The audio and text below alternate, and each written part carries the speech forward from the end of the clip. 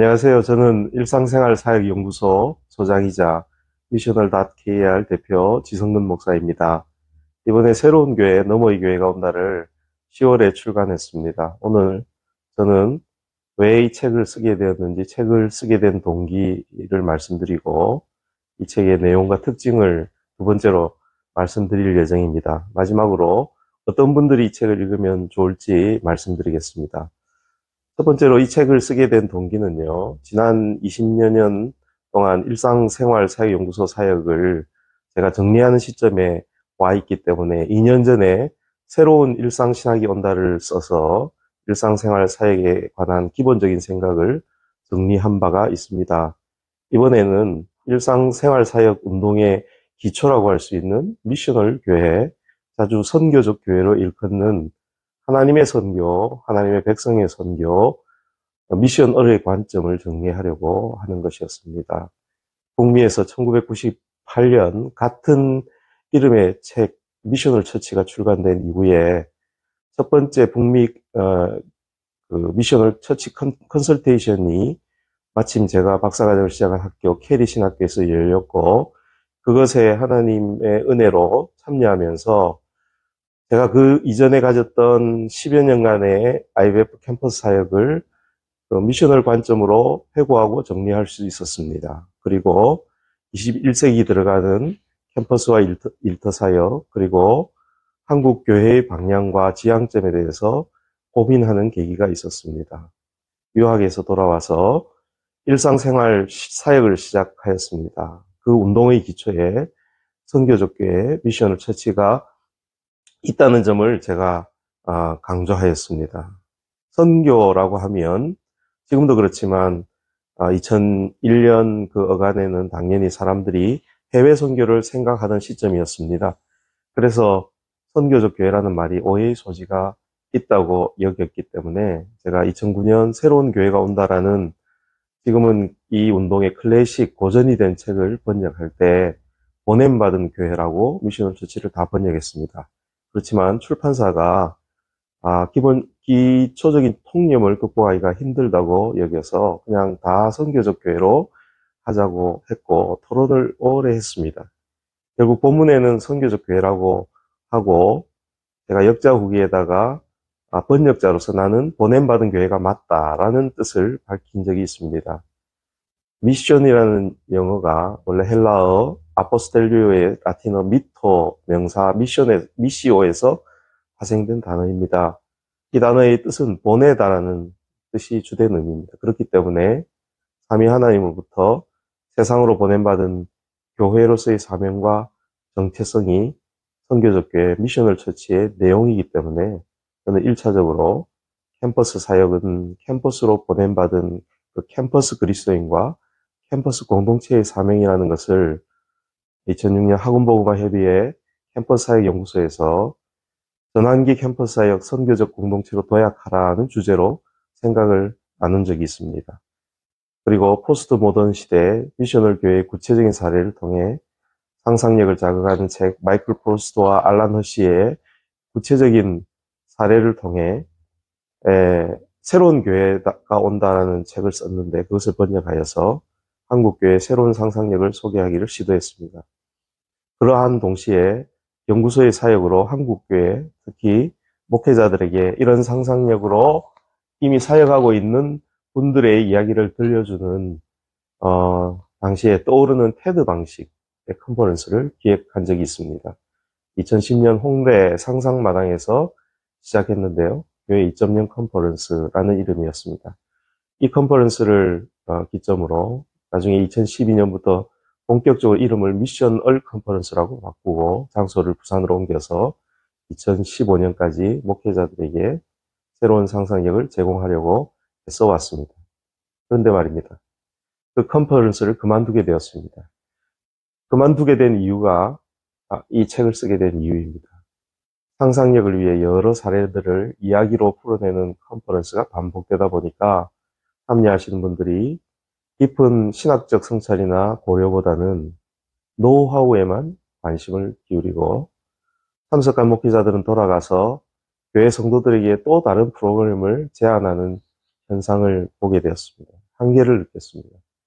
근본적으로 성경을 하나님의 선교의 관점에서 읽는 일이 중요한데 창세기에서 계시록까지 면면이 흐르는 하나님의 선교의 이야기를 읽어내고 성도들에게 전달할 수 있는 미션을 해석학, 미션을 성경 읽기가 선교를 가져겠구나 그렇게 그 당시에 생각했습니다.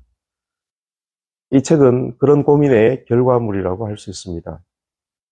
코로나 전후로 국내 여러 교회들이 소위 선교적 교회에 대한 관심을 갖게 된 것을 저는 매우 기쁘게 생각합니다. 그러면서도 마찬가지 문제의식을 갖고 있습니다. 성경을 하나님의 선교의 관점에서 읽어내고 하나님의 선교의 정신, 소위 미션얼이 없다면 이름을 무엇이라 하더라도 저는 의미가 없다고 생각합니다. 일상생활사역연구소는 그 시작부터 지금까지 매주 성도들이 보냄받은 일상생활이라는 자리의 관점에서 성경을 함께 읽고 나누는 일상생활 성경 공부 클럽, 일명 엘비스 클럽을 매주 지속하고 있습니다. 이 책의 내용도 그 성경 해석 공동체의 나눔의 결과물이라고 해도 과언이 아닙니다. 2014년 엘비스 클럽에서 갈라디아서를 다루었습니다. 그리고 기회가 되어서 2015년 한 교회에서 8번에 걸쳐서 말씀을 나눌 기회가 있었는데 그것이 기초가 되어서 10년 뒤 이 책이 나오게 된 것입니다.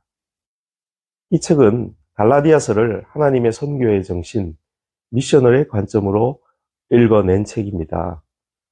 이것은 갈라디아서가 어떻게 하나님의 보내심, 혹은 하나님의 목적, 하나님의 선교라는 거대한 이야기 안에 위치하는지를 보는 것입니다. 또 어떻게 이 갈라디아서 바울의 편지가 갈라디아에 있던 당시의 독자들을 하나님의 보내심, 하나님의 목적, 하나님의 선교의 사람으로 공동체로 형성하는지를 보는 것입니다. 동시에 지금 여기 21세기 한국에 살아가고 있는 독자들인 우리들을 포함하여서 이 갈라디아서를 읽는 독자들도 하나님의 선교가 무엇인지, 어떻게 하나님의 선교의 사람이 될지, 어떻게 하나님의 선교의 공동체로 빚어질 수 있을지 새로운 상상력을 제공하려고 이 책을 썼습니다. 우리는 이것을 미셔널 성경 읽기 혹은 미셔널 해석이라고 이야기합니다. 이 책은 갈라디아서를 미셔널 해석학으로 읽어내는 책입니다.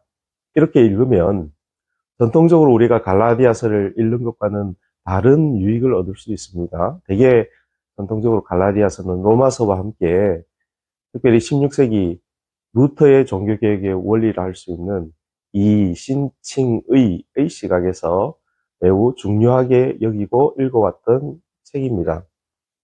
그 유익이 크지요. 그렇지만 새로운 이 미셔널 해석학으로 갈라디아서를 읽을 때 앞에 있던 그 유익과 함께 더 큰 유익을 얻을 수 있다고 저는 생각합니다. 갈라디아서가 교리적이고 딱딱한 논쟁의 책이라기보다는 갈라디아라는 특수한 상황과 바울과 갈라디아 유대인들 사이에 이야기가 있는 책이라는 것을 발견할 수 있습니다. 특히 또 갈라디아 3장과 4장의 전반부에서는 바울이 구약을 읽습니다. 구약을 이 미셔널 해석학으로 하나님의 선교의 관점으로 갈라디아 교회에 해석하고 적용하고 있습니다. 그래서 우리는 살아있는 미셔널 해석학의 사례를 이 갈라디아서를 통해서 볼 수 있는 것도 백미입니다. 저는 유대교라는 박스를 넘어서 이방인들 안에서 일하시는 하나님, 하나님의 복음, 너머의 복음이 너머의 공동체, 너머의 교회를 형성했다고 이 책에서 주장하고 있습니다. 오늘도 복음은 전통과 교리, 관습이 만들어 놓은 박스를 넘어서 바깥을 향하고 있다고 저는 믿습니다.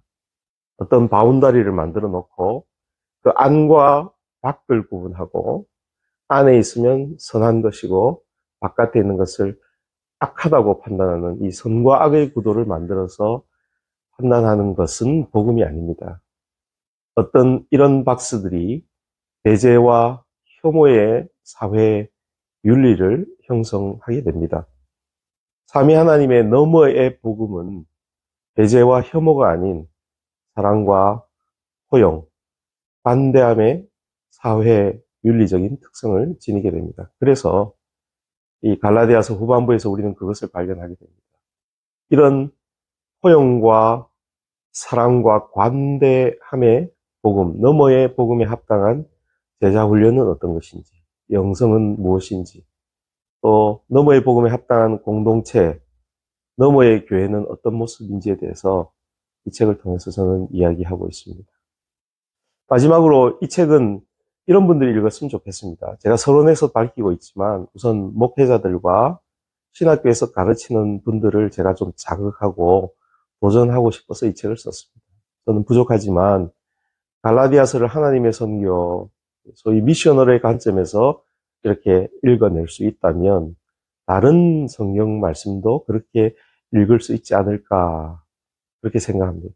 많은 교수님들, 성서신학을 하는 교수님들이 이런 미션을 해석하게 작업으로 좀 보실 수 있으면 좋겠다 싶고, 또 더불어 목회자들, 많은 목회자들이 이렇게 미션을 성경 읽기에 기반한 미션을 강해 설교로 좀 초대하고 싶은 마음이 저에게 있습니다.